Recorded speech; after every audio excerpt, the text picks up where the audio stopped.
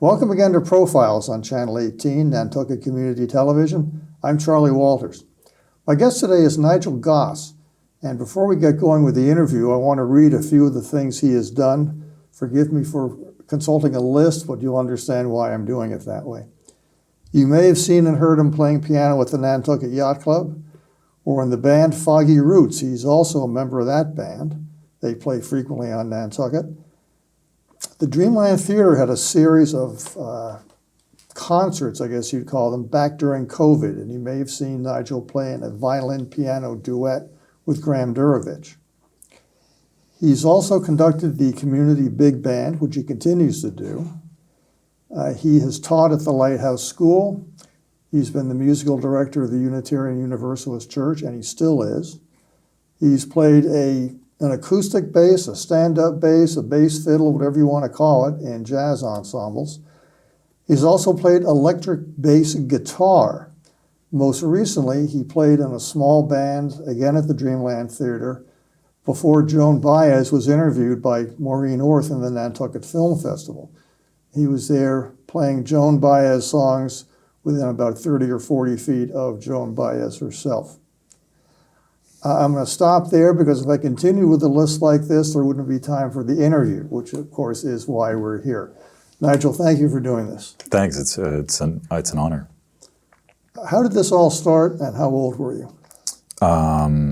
Music. I think I remember being attracted to music at a really, really early age, and then through my probably early teens, that kind of attraction became more of a passion, and then after the passion came the drive and the work ethic, I guess. So that's like a brief overview, and then specifically I can think back to sort of some experiences in my early childhood that may have led to this desire to create a career as a musician, and then same thing through my teens and college experience as well. Just before we started the tape, you told the story of buying your first CD. I'd never heard that story, so why don't you repeat it now? Sure. So I think probably when I was about 5 or 6 years old, my mom said to me, it's time to get you into music. And she took me to the local music store, CD store, because those existed back then in the early 90s.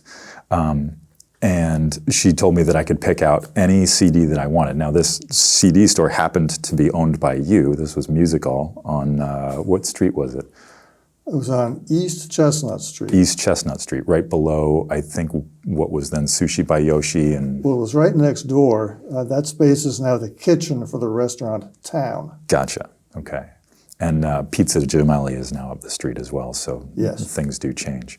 But anyway, so we went down into the basement down there, and you go down these long set of stairs, and you get into this room full of tapes and CDs and records and all sorts of stuff. And I remember just browsing through the stacks and not really having any direction or particular opinion about what I wanted. I mean, this is my 36-year-old self recalling my 6-year-old self, so who knows how the memories have changed. But I remember hitting upon the Beatles stack and going through that one and picking out Abbey Road and saying, that's the one I wanted. Don't know how I came to that decision, but it definitely, that experience, and then sort of subsequently falling in love with the Beatles and both their music and the characters themselves definitely led to some of my early attraction for music. I remember an old armchair that my parents had in the living room, and if you sit facing an armchair, it looks a lot like a drum set. Like the two arms become little drums, and the back of the chair becomes a rack of cymbals, and then you can stomp on the floor to pretend that you're hitting the drum pedals and that kind of thing. And so I'd sit there and bang along with the Beatles records. My dad had an old pair of drumsticks. and a practice pad, because he had been a timpani major in college. And then I also remember building bass guitars out of Legos and rubber bands and playing along with the Beatles records with those. This is probably, anywhere from like 6 to 8 years old, give or take. And then I think it really sort of solidified when there were a couple, my parents rented the basement apartment to a couple of musicians for the summer, and they were probably in their early 20s and were playing around town doing gigs at the Brotherhood and what was the Tap Room at the time. And we'd go see and hear them, and the bass player, Scott, ended up sort of showing me a few things on the bass guitar and gave me my first acoustic bass guitar. And I think I was kind of not quite off to the races after that, but I remember playing around with the sounds and sort of inventing a few of my own little licks. He first showed me a couple of scales, the Dorian scale and the Mixolydian scale, for anyone who's a music nerd out there, and the chromatic scale, and a couple of bass lines, and I just kind of tooled around with it for a few years. And then when I was 14, I remember flipping through a stack of CDs that I intended to sell back to your music store to get a couple of dollars. I think you could sell them back for $4 a piece if they were in good condition back then. And I found a record by a band called Primus that I had bought and didn't immediately fall in love with, but there were two live tracks on the end of this album. And that band was really heavily bass-driven. The bass guitarist, lead singer, songwriter, Les Claypool, was kind of a really unique and interesting force on sort of the late 80s, early 90s West Coast grunge, rock, metal scene. And that band enjoyed some sort of cult popularity for a long time. And I remember listening to these two live tracks, and the bass intro to one of them just sort of stopped me in my tracks. And I remember just being stunned by kind of the power of that instrument and that music. And I think that's when the passion really started. And I started to really attack the bass and learn as much as I can. And I started, from there I started playing bands in high school, and just took in as much as I possibly could. There were some really good theory classes in high school taught by Barbara Elder, and I did chorus and high school band, which is where I learned to read, and then eventually applied to music school. The two options at the time were you either go to jazz school or classical school, and I played bass guitar, so classical school was out of the question. So I applied to a couple of jazz colleges. The one that I really wanted to get into was called Cornish College of the Arts in Seattle, Washington, and I was pretty lucky because that was the only one that accepted me. Looking back on that particular moment, I didn't really have any experience with jazz. There wasn't a ton of exposure here on the island. There weren't sort of jazz teachers or jazz musicians performing around town, so there was no real way for me to become familiar with the music. So I'm not really sure why they accepted me, but they did. And I got in, I did 4 years of undergrad there, which is where I started practicing the double bass as well. Had you played that before then? No. No, I Really? started when I was 20, sophomore year of college. Let me ask you a technical question before we go on. Sure. My understanding is that a bass violin can be tuned two different ways, Okay. as a violin or as a guitar. Is that correct?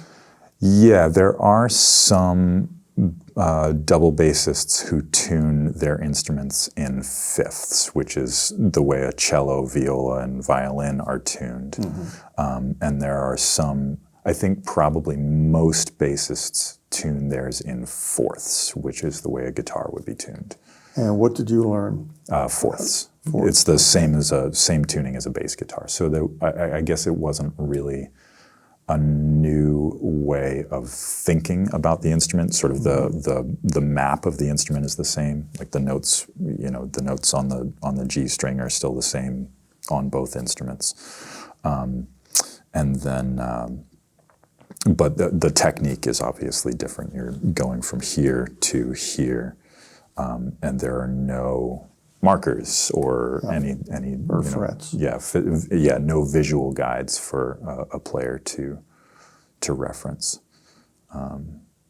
And that was a really, really interesting experience, because that was the moment where I realized that in order to play this instrument accurately, you had to, you couldn't rely on where the notes were. You couldn't say, well, this is what the note looks like. I realized that you had to know what the notes sound like. So I spent about my first 8 months practicing the double bass with a reference pitch or a drone, and then I would play through each note, and I'd really try to listen to it, and I would sort of through that process learn the relationship between each note and every other note. So if my drone pitch was C, I had to know what an A flat sounded like in that context. I would have to know what an F sounded like in that context. I have to know what, pick any other note. And they have a certain resonance that you start to become familiar with over time.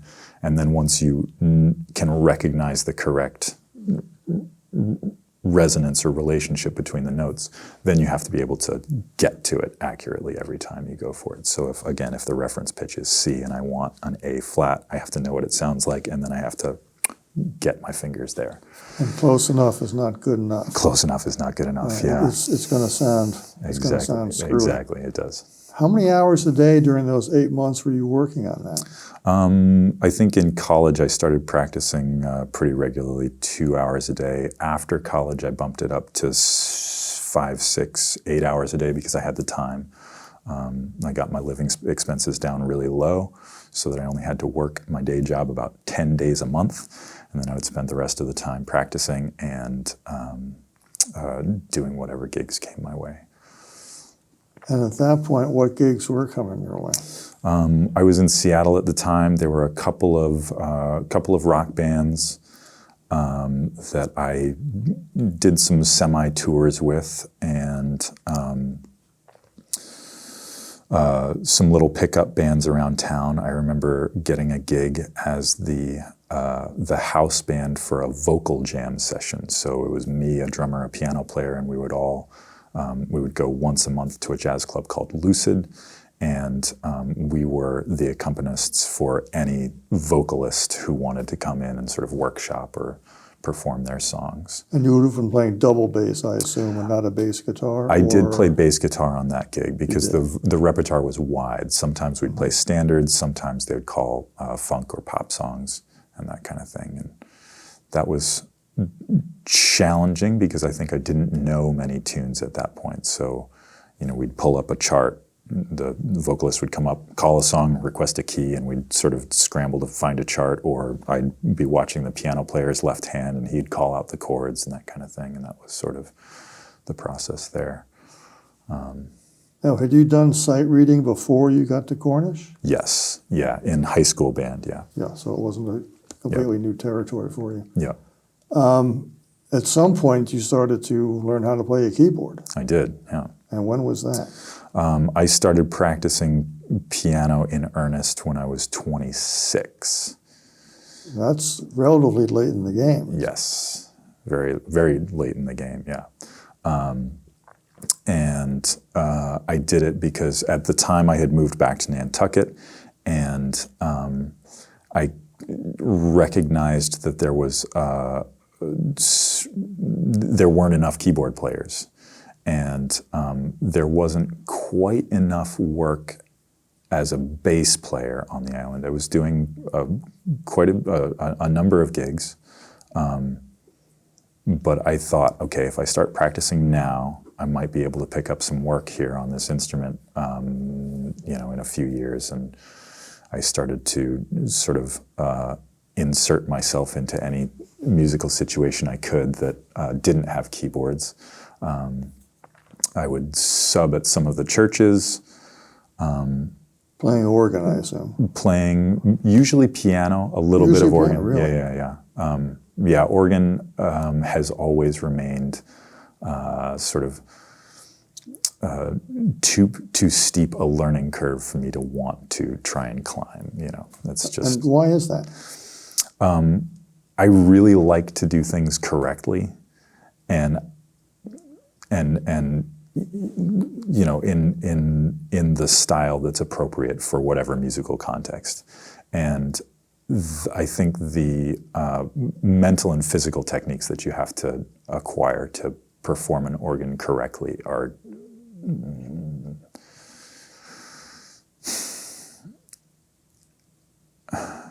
out of reach. Maybe not out of reach. I think they're acquirable for anyone with a bit of talent and the right work ethic. But I just haven't wanted or had the time to put into that instrument to really do it justice. So it's a keyboard, but it's not a piano. Exactly. Yeah. It's mostly the feet. You're playing 3 keyboards. You have 2 keyboard manuals that you access with your hands, but you also have a keyboard manual that you access with your feet. So the feet technique is one aspect of it, and I think the other aspect that really separates organ players from keyboard players is the way they combine sounds and the way they pull the stops and the drawbars and that kind of thing, and create different sound textures with the instrument. And that's something that I really respect and admire, and wouldn't. I think it would take a lot of study to get good at. But you didn't continue with the drums, I take it. I didn't. No. No, that never really took. Do you play any other instruments? I know my way around a guitar. I played trumpet in the elementary school band, and I still know my way around that. I remember picking up a ukulele one Friday afternoon because I recognized that it would be a pretty good teaching tool for my work at the Lighthouse School, and I learned that instrument pretty fluently in the space of a couple hours. And just being sort of stunned at how easy the instrument was, and recognizing that I did have a music degree at that point and a bunch of experience on some other instruments, so I may have been sort of primed for the learning experience. But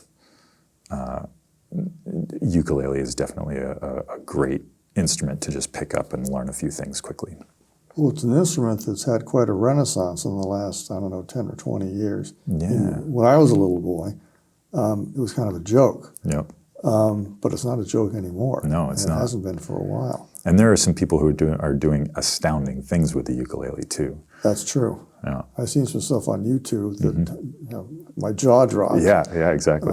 It's not a toy. No, it's not. What about composing? Composing for me has always sort of been I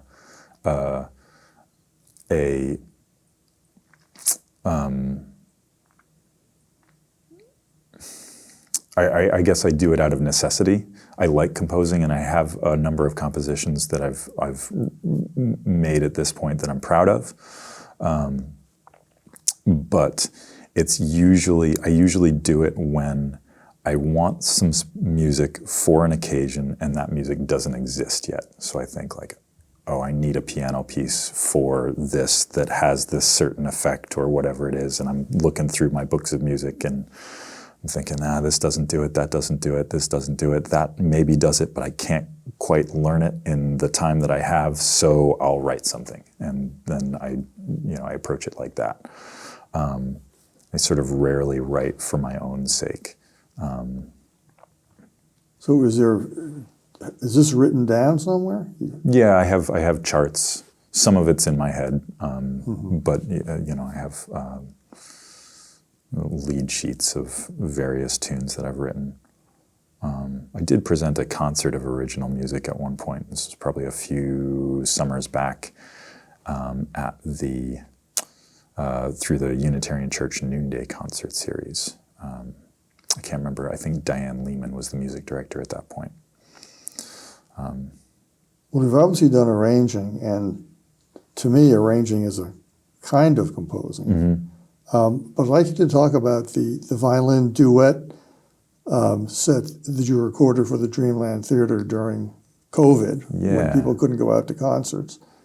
And you and Graham Durovich, the violinist, were playing, I guess, your arrangements, meaning the two of you. Right. Arrangements and adaptations of folk songs, et cetera, et cetera. Can you talk about that? Yeah, that has been a really interesting project for me in the past couple of years. In that the way fiddle tunes are structured is that there's the melody exists, and then the accompaniment is sort of whatever you want to make it. And that's kind of I guess as a sideman, that's sort of my happy place, is where I get to create something interesting around an existing melody. Wait a minute, you thought of yourself as a sideman? In most contexts, I think of myself as a sideman. Because it didn't come across that way in what I'm talking about, with Graham. Yeah, I can see how it presents that way. We're both sort of in it and featured equally, but my job in that situation is to create an accompaniment to a melody and make that accompaniment to give it a shape so that it has an arc. Maybe it starts sparse and then builds up and then tapers down, or creates dynamic energy that moves the music along. And fiddle players can do this solo. You can just have a solo fiddle and have that same sort of shape through the music, but then when you add accompaniment, I think of it as sort of elevating the music to another level. And so with that project, I did sort of my best imitation of traditional Irish, or in this case, Nova Scotia-based piano accompaniment. But since I'm not a Nova Scotia-based pianist, accompanist, I bring all of my experience to it, which includes the jazz and the classical and the pop and all sorts of different chord voicings and rhythmic ideas. And then I try to create something that is interesting and satisfying for me, and that I think serves the music as well as I possibly can. Well, I particularly enjoyed that because I'd read the description of it before I heard it. And what impressed me in particular was the way that the two of you combined the folk elements with the non-folk elements, but it was seamless. You couldn't see the stitches where you brought them together. I mean, it was, in a way, you'd gone beyond those two categories and created another category, a third category, based on those categories. It didn't sound like paint by numbers at all. That's really interesting. Yeah, thank you. Thank you for that. That's a pretty high compliment. And I think that's sort of what I was going for.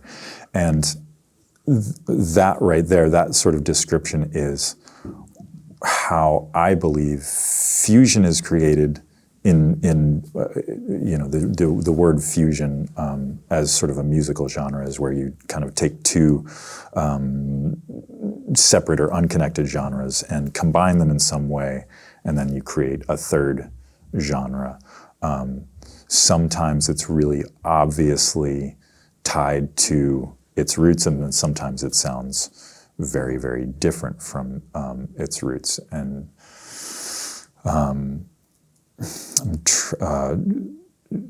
maybe a good historical example would be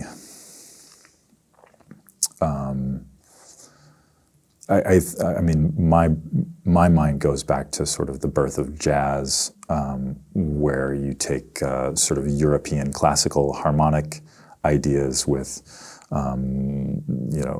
African rhythmic sensibilities, and you put them together, and you get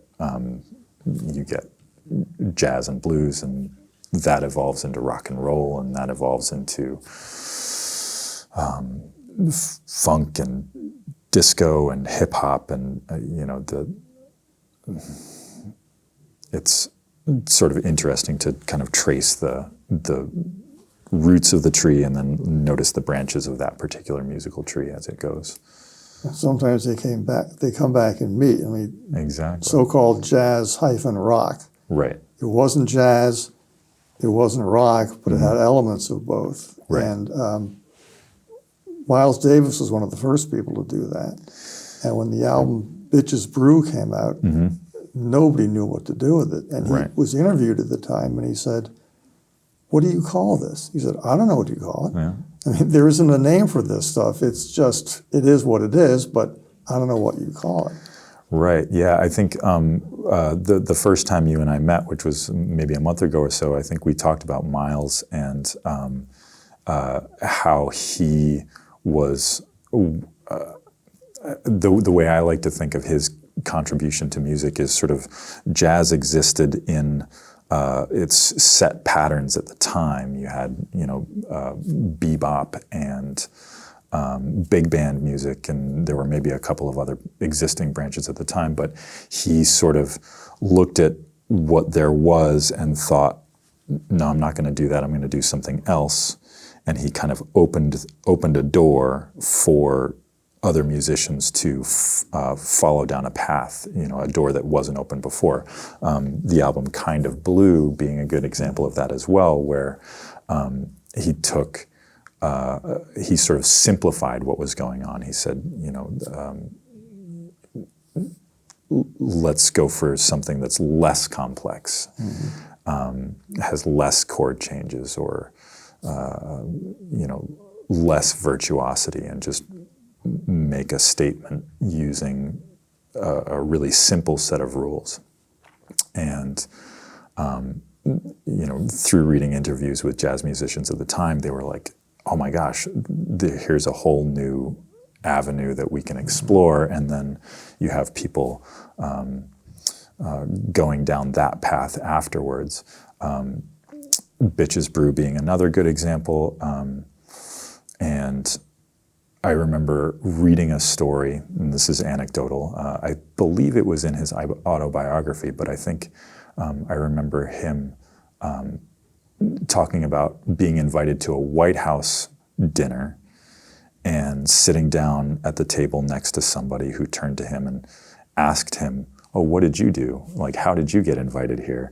And he said, "Oh, I just changed music 4 or 5 times." And he did. He did, yeah, exactly. It's not bragging if it's true, No. whatever that is. He really did. Yeah.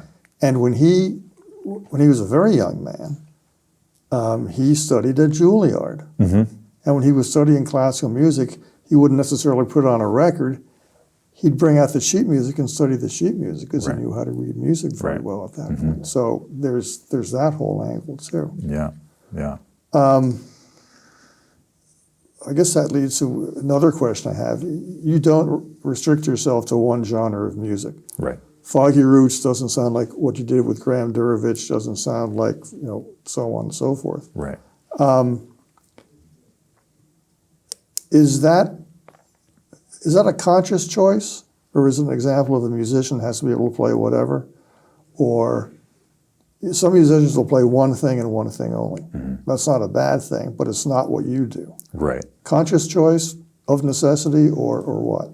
I think one of my early goals setting out to be a professional musician was to make myself, to get the skills that I would need to be able to sort of hang or be competent in any musical setting I found myself. And in doing so, I wanted to be the guy that musicians would call to make them sound good, so that the guy who does the one thing, when they're thinking like, okay, who do we hire to make the music real, they would think of me and call me. That was my angle back then. And so I think the goal was to be a competent reader so that you can step into into a reading situation, be able to learn songs quickly and accurately, and be able to do the style a bit of justice. So learning the appropriate classical phrasing or the correct articulation to play bass in a reggae band, where they have like just the right amount of space between the notes. The notes aren't too short, they're not too long. There should be just a small bit of silence in between each note in a repeating pattern, like gong ging ging ging ging ging ging gong gong gong. Like that's a typical reggae bass line, but it's not vom wo wo wo wo wo wo. It's gong ging ging ging ging ging ging, and those notes have a very specific shape. So being able to, I guess, imitate sounds, being able to imitate rhythms, and then again just trying to insert myself into as many situations as possible has what led me to where I am now, I guess. So conscious choice, a bit of necessity, a bit of like, how do I actually make a living doing this? Without being the front man, the guy who has the brand, who says, this is what I do, and that's not what you want. Right, that's never been what my goal. You may have covered this in that answer, but let me ask it anyway. You talked about what your ear is doing mm-hmm. when you're playing in Foggy Roots or playing in a jazz band. But is to take a different frame of mind, a different mental outlook, as well as an educated ear? I think the biggest mental switch that I notice is when I have to go from reading to improvising on a gig and switch back and forth. I think that those two things access a different enough part of the brain that I notice that my brain has to work differently, and sometimes it's sort of hard. I'm like within the same piece, right? Or not necessarily within a piece, but also maybe within, like, from piece to piece. So if I have to read one piece and then I have to improvise a different one and switch back and forth like that, I think that's the most that's the biggest mental switch. But other than that, it's all music. It's all made of rhythms and sounds and silences and the same 12 notes. And I think if you were to go to a different culture or from a different part of the world, you would run into a different set of sounds that for me would be very, very unfamiliar. Different set of notes in some Yeah, ways. exactly. Like Indian music. Indian for music, example. and I'm thinking of Indonesian gamelan as well, which sounds out of tune to a Western ear, but that's what it's supposed to sound like. That's their idea. And our music probably sounds out of tune to that. Exactly, yeah. And nowadays, I think you have more sort of global cross-pollination, and the music sounds less unfamiliar as you move around the world. But you still find styles and things that you sort of have to spend a bit of time with before you can appreciate what's going on. It sounds strange or dissonant or whatever. You can sort of pick any other kind of, maybe not disparaging adjective, but it can be jarring walking into a really unfamiliar soundscape and trying to figure out what's going on. When you were playing 30 or 40 feet away from Joan Baez, playing her songs in front of her, were you thinking about that while you were playing? I actually, thank you for bringing that up. I did want to clarify. So in that particular situation, I was actually accompanying a group of high school students. These are students who have recently received scholarships from MUSAC, which is a company that you may be familiar with. They Donick Carey, and their mission is to sort of like, make music available, make instruments available to kids. And so these kids got some scholarships to forward their musical studies through MUSAC, and they were asked to perform for Joan Baez. And I was honored to be asked, but asked to sort of coach the ensemble, if you will. I was me and my colleague Floyd. And play bass. On one song I did play bass because it was sort of the right musical decision.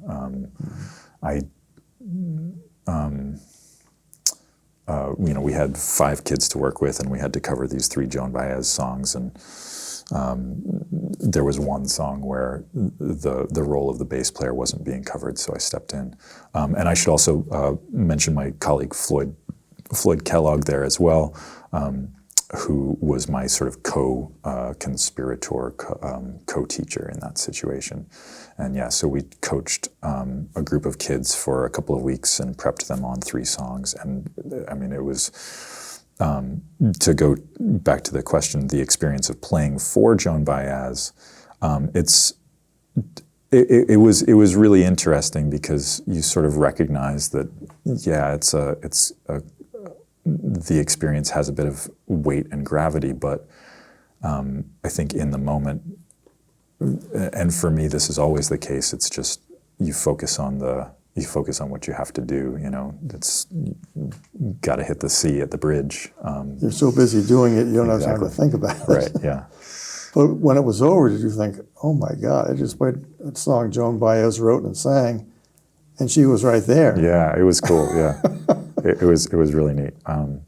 And the audience was singing along at one point, as was Joan, and it was a really sweet experience, for sure. Were there any, let's start with bass players, were there any bass players aside from Les Claypool who had a big influence on you, either you liked them or they influenced your playing, or both? Sure, yeah. The other name that comes immediately to mind is Victor Wooten, who, in my mind, and I believe that there are a large number of musicians who would agree with me on this, Victor Wooten is one of the bassists who changed the way the instrument was played. Like there's Jaco Pastorius being the other one. There's sort of bass playing before Jaco Pastorius, and then Jaco Pastorius came and sort of floored everybody with the way his approach to bass guitar. in the 70s, maybe 60s. And then Victor Wooten was the next guy to do it in the late 80s, early 90s.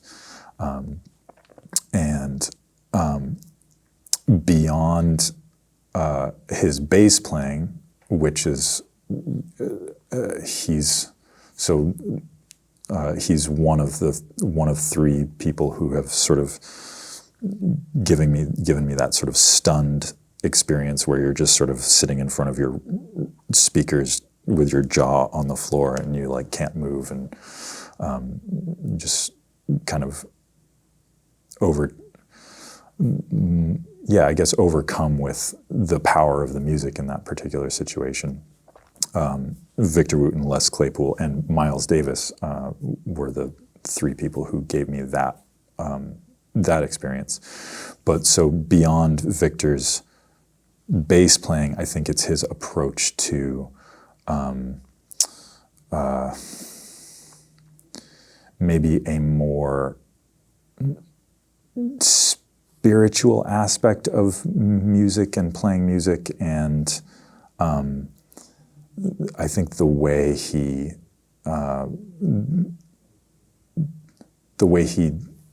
treats other people, the way he lives his life is a really it's model in a lot of ways.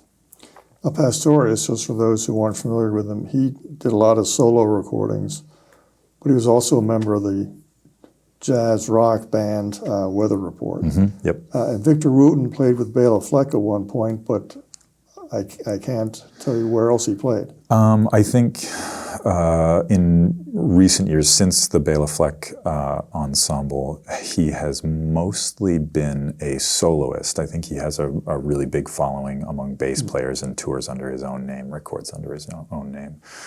He's actually, he and Stanley Clarke, who's another famous jazz bass player, were some of the bass players who would tour with a bass player in their band because everybody would go and want to hear them solo, so they needed somebody else to actually do the role of the bassist in their bands, which is kind of a funny turn of events there for them.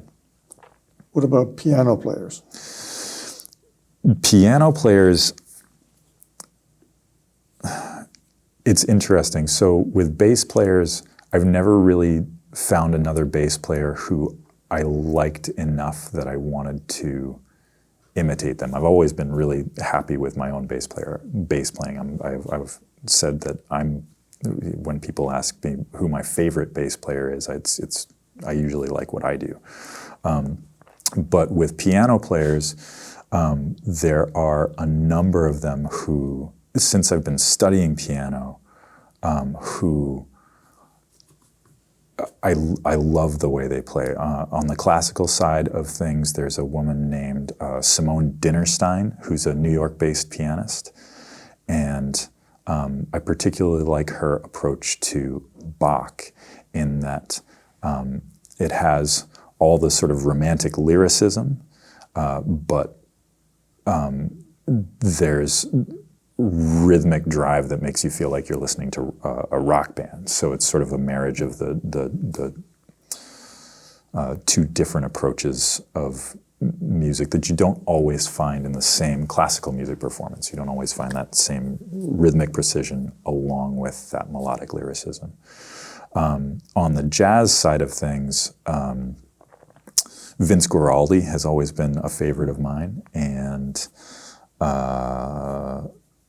maybe certain recordings of Bill Evans's. I don't like everything that he did, but there are a few of his recordings that are among my top favorites.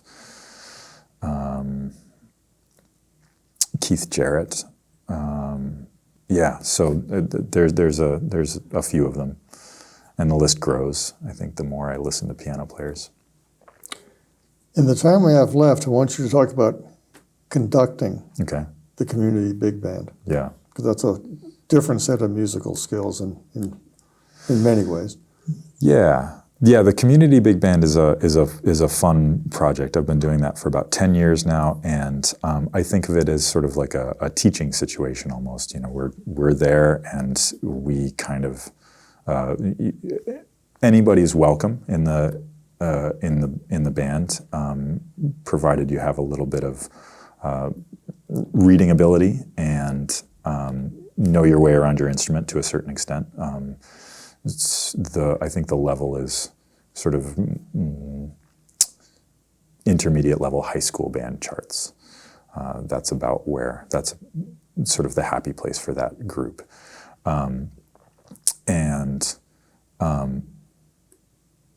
But so with that ensemble, and I think this goes for all of my teaching, it's finding a way to explain the music that makes sense for the people who are there, and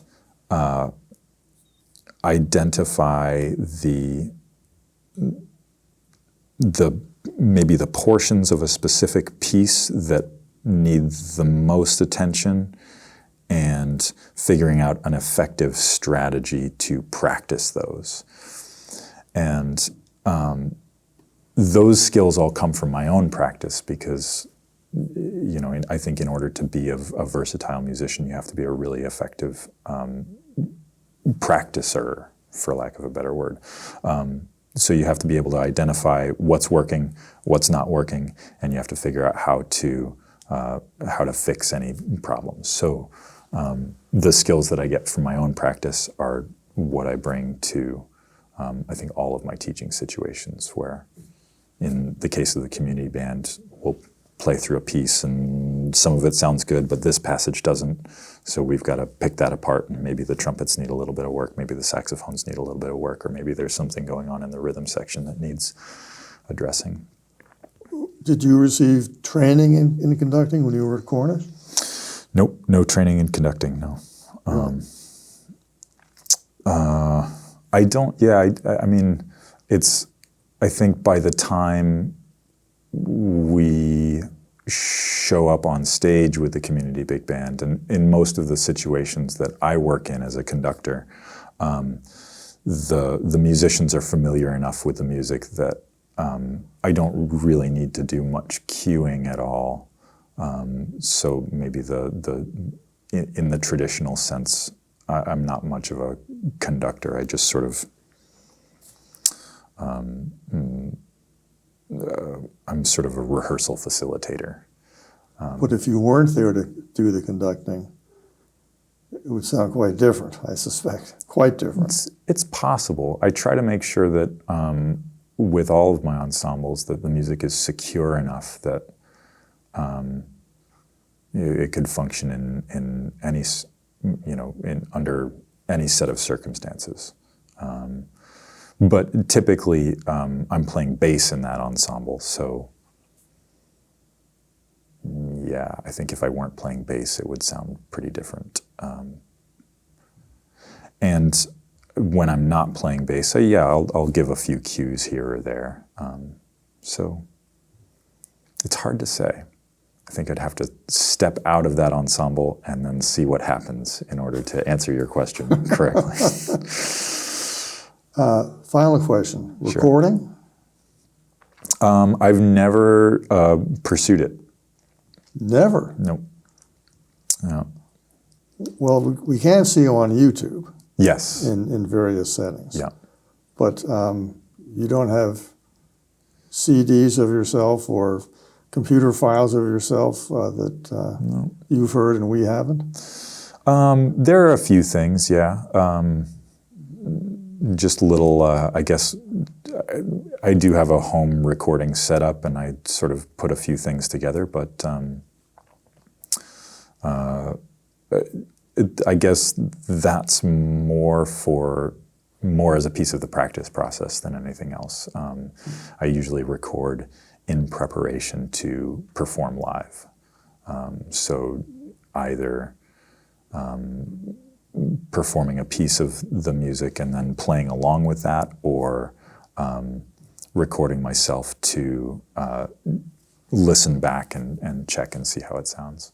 I'm curious, when you're at home or playing in a gig of some kind, do you ever use an electronic piano? By which I mean those pianos that sound like real pianos, but they're not? Yeah, I do. Yeah, I have a keyboard, a fairly nice digital piano at home, and